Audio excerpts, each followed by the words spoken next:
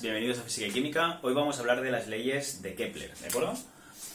Leyes de Kepler, que como conocéis, son tres. La primera ley, ¿vale?, nos dice que las órbitas de los planetas no son circulares, sino que son elípticas, ¿vale? Órbitas elípticas. ¿Eso qué significa? Exagerando una elipse, ¿vale? Significa que si esto es el centro de la elipse, aquí hay unos focos, madre mía, vaya elipse, de la elipse, ¿vale?, que son alrededor de los cuales va girando el planeta, ¿vale? El Sol estaría en uno de los focos. Luego aquí estaría, por ejemplo, el Sol, ¿vale? Si lo miramos del otro lado, pues estaría aquí, ¿de acuerdo? Y los planetas girarían de esta forma, en una órbita elíptica. De manera que habrá partes de la órbita en la que están más cerca del Sol y partes de la órbita en la que están mucho más lejos, ¿vale?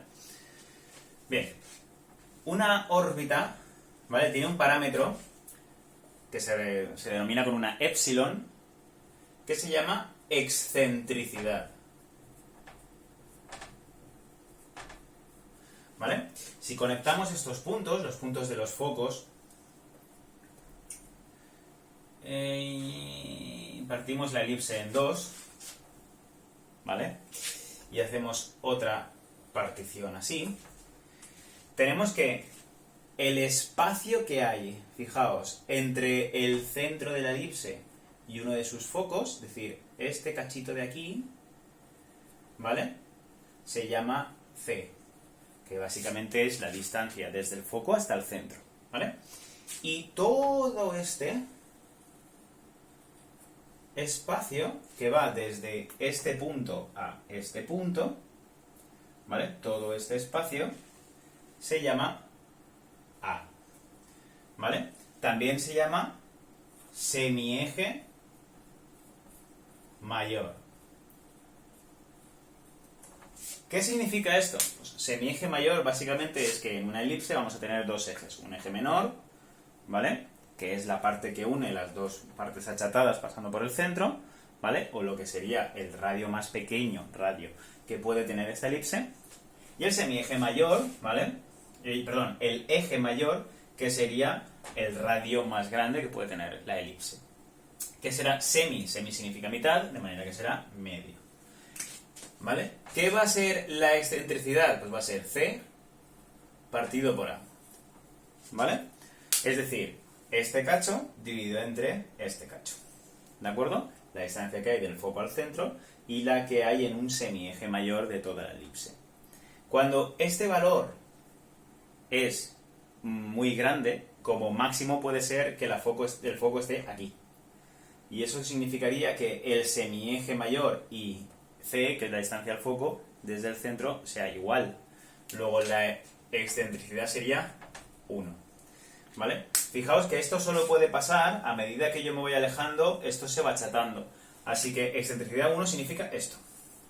Esto sería básicamente una elipse con excentricidad 1, ¿vale?, en la que esto sería el centro y aquí estarían los focos. Obviamente aquí no hay ni elipse ni nada. ¿Vale? ¿Cuál es el otro caso? El otro caso es que el foco esté justo en el centro, ¿vale? Si está justo en el centro, C vale 0, ¿vale? Y 0 entre el semieje mayor es 0. Epsilon igual a 0 es una órbita circular, donde el eje de giro está no en uno de los focos, sino en el centro del círculo, ¿vale? Luego, ¿qué vamos a tener en las órbitas de los planetas en nuestro sistema solar? Pues vamos a tener que esas excentricidades, esas órbitas que no son circulares, van a ser excéntricas, van a tener una elipse que estará entre unos valores de excentricidad entre 0 y 1, ¿de acuerdo? Por ejemplo, la de la Tierra es variable porque varía cada X cientos miles de años, vuelve al original, pero va variando. A veces es más excéntrica, a veces menos excéntrica. Pero ahora mismo creo que la excentricidad es de 0,005, creo. ¿Vale? Pero fijaos que es un valor muy cercano a 0. Esto significa que prácticamente la órbita de la Tierra es circular. prácticamente, ¿vale? Más cosas. En una elipse, y hablando sobre todo en una elipse, me refiero a en una órbita, ¿vale? Vamos a pintar la órbita de la Tierra para que sea un poco más vistoso. Fijaos, esto sería la órbita de la Tierra, ¿vale?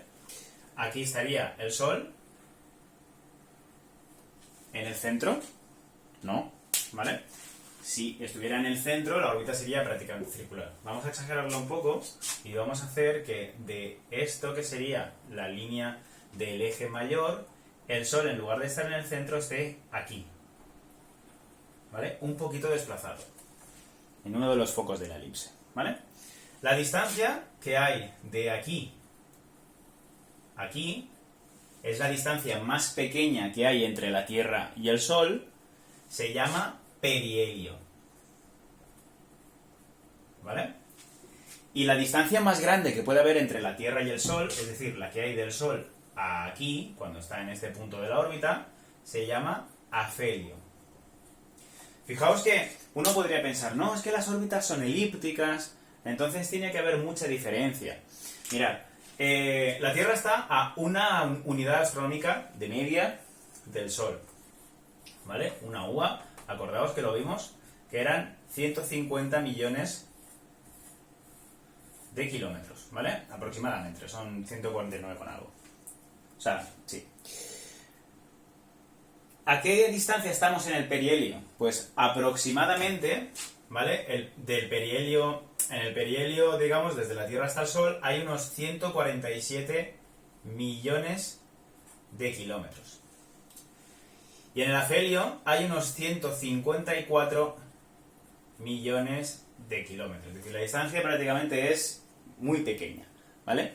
En porcentaje, 3 hasta la media y 4 hasta la media de 150, ¿vale? Que es la media, pues es muy poco, un 2% de distancia, ¿no? De una a la otra. Es decir, es prácticamente la misma distancia. Ya vimos en cultura científica, ¿vale? Que las estaciones del año, el hecho de que haya más calor en invierno, en verano y más frío en invierno, no tiene que ver con lo que piensan algunas personas de que no es que estamos más lejos del Sol, no, es que estamos más cerca. No, tiene que ver con la inclinación de la Tierra, la posición del Sol, ¿vale? De qué manera está el Sol moviéndose por el cielo, qué alto sube, etc., ¿vale? No tiene que ver con la distancia en la que estamos. Además, fijaos que la distancia prácticamente no es la misma, luego no debería haber variaciones de una estación a otra si se debieran a esto, ¿vale? Bien, vamos a ver qué significa la segunda ley, ¿vale? Esta es la primera ley, básicamente que las órbitas son elípticas, ¿vale? Hemos visto que es la excentricidad, qué es el perihelio y qué es el afelio. ¿Por qué necesito saber qué es el perihelio y qué es el afelio? Porque ahora lo entenderéis un poco mejor, o mejor dicho, gracias a esto entenderéis un poco mejor la segunda ley. La segunda ley nos dice... Vaya, que me he cargado un trozo de órbita. La segunda ley de Kepler, ¿vale? Nos dice que la velocidad...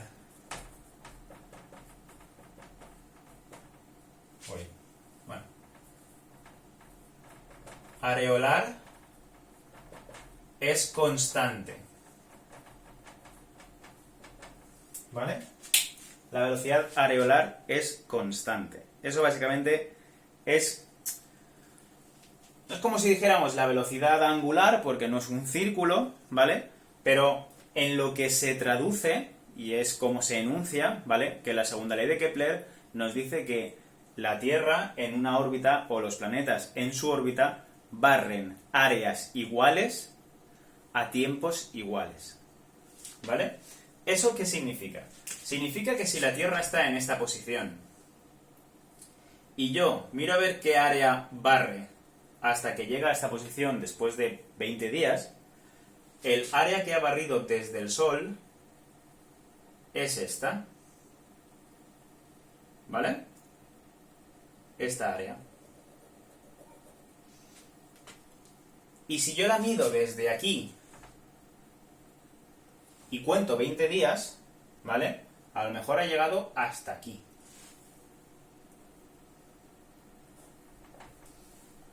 Y esa área sería toda esta, ¿vale?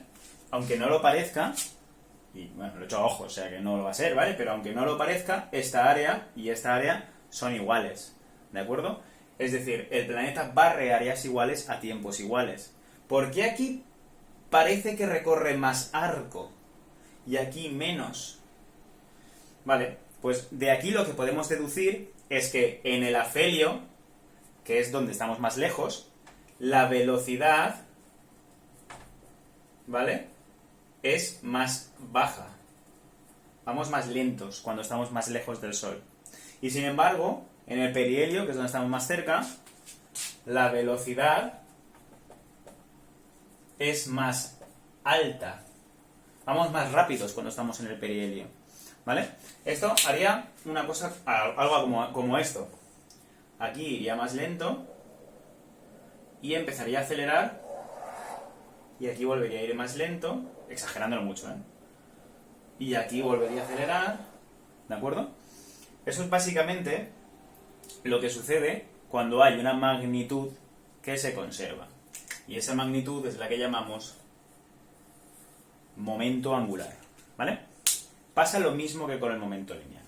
¿Recordáis el momento de una fuerza? Pues vamos a tener lo mismo, ¿vale? Voy a borrarlo. Estaba bastante bonito, pero voy a borrar. Y ahora volvemos a ver. Pero bueno, básicamente cuando yo tengo una órbita, ya sea circular o la que sea, y tengo un cuerpo moviéndose, haciendo y describiendo una trayectoria curvilínea, esto será mi velocidad. Yo aquí tendré una masa concreta, ¿de acuerdo? Y aquí tendré, madre mía, el radio que une el eje de giro con mi masa, ¿vale? Cuando yo, igual que pasaba con el momento lineal, que se conservaba cuando yo tenía un choque, cuando yo hacía, sí, pues básicamente un choque, o cuando yo perdía momento para moverme, etcétera. Básicamente, aquí pasa lo mismo. Cuando tengo una trayectoria curvilínea, lo que voy a tener es que siempre voy a tener el mismo momento angular, ¿de acuerdo? Fijaos, aquí se hace lo mismo que ya hacíais en su día, que es un producto vectorial, ¿vale? Que ahora mismo no sabéis qué es. Lo que sí que sabéis es que el producto vectorial tiene como resultado un vector que es perpendicular a los dos que forman el producto vectorial. Pasa como el momento. Acordaos de la regla del sacacorchos o de la mano derecha, ¿vale? Aquí pasa igual. Si yo voy siempre desde el radio hasta la velocidad, como el radio va hacia allá y la velocidad va hacia arriba, el momento angular va hacia vosotros, ¿vale? Otra manera de verlo es que el índice, como si yo disparase, ¿vale?, con una pistola, siempre va a ser el radio y la velocidad va a ser el dedo corazón. El radio, estoy apuntándolo bien, va de aquí a aquí, pero la velocidad va hacia arriba.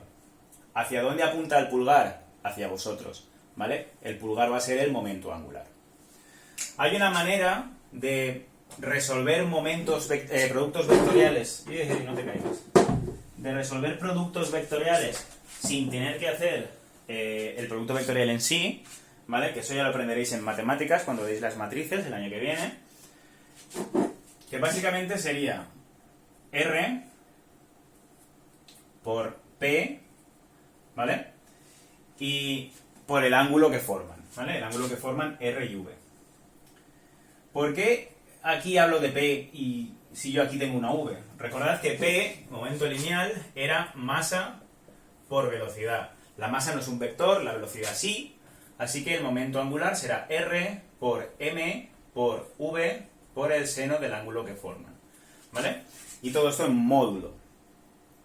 Lo que me dice la segunda ley de Newton es que independientemente del punto en el que yo esté de la órbita, este numerito siempre es igual, siempre. Siempre. ¿De acuerdo? Luego, aquí en la Tierra que habíamos pintado antes, que la vuelvo a pintar,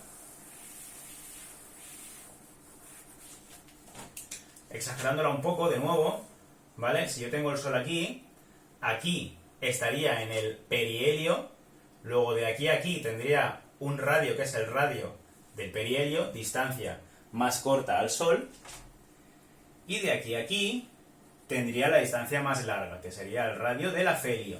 ¿De acuerdo? Obviamente aquí voy a tener una velocidad, que será mi velocidad en el perihelio, y aquí voy a tener una velocidad, que será mi velocidad en el afelio. La masa de la Tierra no varía, ¿vale? Y el ángulo que forman el radio y la velocidad, como la órbita es plana, que no hay movimientos en 3 dimensiones, siempre será de 90 grados. Luego el seno de 90 es 1. Lo único que me interesa aquí, entonces, para las órbitas de los planetas del Sistema Solar, es esto, ¿vale? Porque el seno siempre será 1. ¿Ok? Lo que me dice es que el momento angular en el perihelio tiene que ser igual al momento angular en el afelio. Porque durante toda la órbita, como se barren áreas iguales a tiempos iguales, se tiene que conservar el momento angular. Y aquí entonces, ¿qué pasa? Que el radio al perihelio, la distancia desde la Tierra hasta el Sol más corta, por la masa del planeta, por la velocidad en el perihelio, tiene que ser igual a la distancia del afelio por la masa del planeta por la velocidad del afelio. Como la masa no cambia, la masa aquí no nos importa, y aquí entonces lo que tengo es RP por VP es igual a RA por VA. O lo que es lo mismo, la distancia de aquí a aquí por su velocidad tiene que ser igual que la distancia de aquí a aquí por su velocidad. Como esto tiene que ser igual porque el momento angular se conserva, ¿vale? L se conserva, lo que tenemos que es que si tengo aquí una distancia muy grande, el número que multiplica esa distancia grande tiene que ser pequeño. ¿Para qué? Para que cuando yo tenga a esta parte un número de distancia pequeño, pueda compensarlo con una velocidad grande.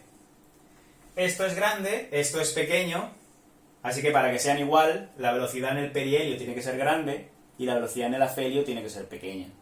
Es un poco lo que pasa, si habéis visto, por ejemplo, los patinadores sobre hielo, o patinadores en general, ¿de acuerdo? Que cuando abren los brazos van más lentos. Pero si quieren ir rápido y hacer un giro, que hacen muchos giros en muy poco tiempo, lo que hacen es pegar los brazos al cuerpo, ¿de acuerdo? Cuando pegan los brazos al cuerpo, concentran la masa en un radio más pequeño. Y al concentrar la masa en un radio más pequeño, la velocidad tiene que ser más alta, porque el momento angular durante los giros del patinador se tiene que conservar. De manera que un patinador o incluso un bailarín, cuando está girando, si quiere hacerlo lento, moverá los brazos estirándolos para aumentar su radio y que su velocidad sea más pequeña. Pero cuando quiera ir más rápido, tendrá que plegar los brazos para que el radio, hasta, digamos, desde su centro de masas hasta donde se distribuye su masa, sea más pequeño. Con radio pequeño, velocidad más grande. Con radio grande, velocidad más pequeña. ¿Vale? Pues esto es básicamente la segunda ley de Kepler, ¿vale? La conservación del momento angular. Esto además nos permite saber a qué velocidad vamos en cualquier punto de la órbita. En cualquiera. Si sé la distancia que hay del Sol a mi órbita, y sé la que hay, por ejemplo, de aquí a aquí, o sea, en el perihelio o el afelio, y sé alguna velocidad, sé la otra. O al menos sé la relación de velocidades. En esta que os había dicho antes, fijaos, en la Tierra, el perihelio es 147 millones de kilómetros, aprox. Voy a ponerlo en 147. Y en el afelio es 154, aprox, ¿eh? Si yo paso esto aquí dividiendo, tengo que la velocidad en el perihelio es 154 partido 147 por velocidad en el afelio. ¿Esto qué es? Es 154 entre 147, ¿vale? 1,05. Luego, la velocidad en el perihelio es 1,05, un 5% más rápida, que la velocidad en el afelio. Diréis, pues no parece muy allá. No. Si, por ejemplo, por poner un ejemplo, ¿vale? La Tierra aquí, en este punto, se mueve, o en este punto que es más lento, se mueve, pongamos, a 80.000 kilómetros por hora, pues esto, más un 5% son 84.000 kilómetros por hora, son solo 4.000 kilómetros por hora más. Obviamente la diferencia de velocidades no va a ser muy alta, porque la diferencia de distancias tampoco es muy grande. Ya hemos dicho que la órbita de la Tierra es casi circular. Su excentricidad es muy pequeña, ¿vale? La excentricidad más alta que en el sistema solar la tiene Mercurio y es de 0,2. Es excéntrica, pero tampoco es súper excéntrica. ¿De acuerdo? Vale. ¿Y qué más? Vamos a ver la tercera, ¿vale? Esto como lo digo siempre. Esto como es un vídeo, lo tenéis aquí, lo podéis pausar, volver atrás, ¿vale? Apuntar lo que queráis, etc.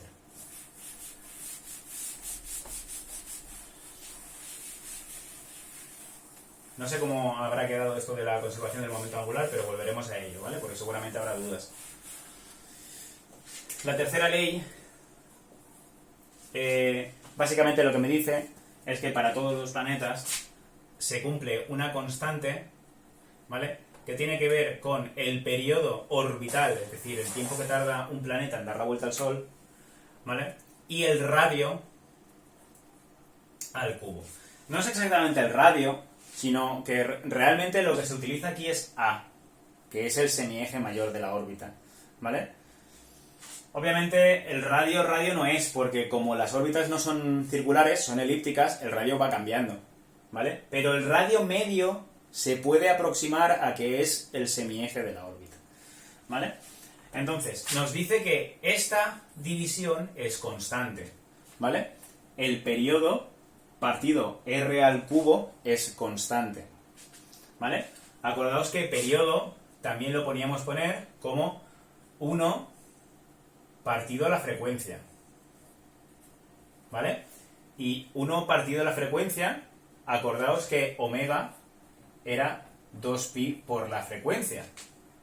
De manera que frecuencia es omega partido 2pi, ¿verdad? Eso nos deja en que aquí podemos aproximar esto a omega, aquí 2pi partido el radio al cubo. Si lo arreglamos un poco, ¿vale? Esto sería 2pi partido omega dividido entre r al cubo partido 1, 2pi va arriba, y aquí omega r cubo, ¿vale? A priori no nos sirve de mucho, ¿vale? Pero si conocemos la velocidad angular de un planeta, pues podemos conocer bastantes cosas. Sobre todo, que sepáis trabajar con esto. Si yo sé, como esto es igual para todos los planetas, si yo sé que el periodo al cuadrado de Marte, esto está bien que lo tengamos así porque volveremos a ello más adelante, ¿vale? Es decir, luego entenderemos de dónde sale esta constante, qué significa, y lo entenderemos gracias a la ley de gravitación universal de Newton, ¿vale? Si yo sé que el periodo al cuadrado de Marte es igual al radio orbital de Marte, o sea, partido del radio orbital de Marte es igual al periodo orbital de Júpiter al cuadrado partido el radio orbital de Júpiter al cubo, ¿vale? Pues con que sepa esta relación, sé que esta relación tiene que ser idéntica. Luego yo puedo observar que Marte tarda X tiempo en dar una vuelta alrededor del Sol, que Júpiter tarda otro tiempo en dar una vuelta alrededor del Sol, y si sé la distancia de aquí a Marte, o sea, del Sol a Marte, pues automáticamente puedo utilizar la tercera ley de Kepler para averiguar la distancia que hay del Sol a Júpiter. Y así igual con el resto de los planetas, ¿vale? Esta constante depende, ya veremos, de la masa del Sol. Por eso todos los planetas del sistema solar tienen la misma constante, o tienen la misma relación, ¿vale? Se ajusta bastante bien, varía un poco, pero se ajusta bastante bien. Así que estas son las 3 leyes de Kepler. La primera, ¿vale? Que, recordad, nos dice que las órbitas son elípticas, ¿vale? La segunda, que nos dice que el momento angular se conserva. Y la tercera, que nos dice que hay una relación entre el radio y el periodo, ¿vale? Periodo al cuadrado partido radio al cubo, y que esto es igual a para todos los planetas, es decir, que es constante. Ese es el resumen de las 3 leyes de Kepler, ¿vale? Con un poco más de desarrollo matemático. ¿De acuerdo? Volveremos a ellas porque las necesitamos para justificarlas una vez que sepamos cómo funciona la gravitación universal. Y practicaréis con ellas, ¿vale? Porque os voy a proponer 2 ejercicios del temario. ¿De acuerdo? Os los apunto aquí, dejadme un segundo consultar las páginas para no deciroslas mal.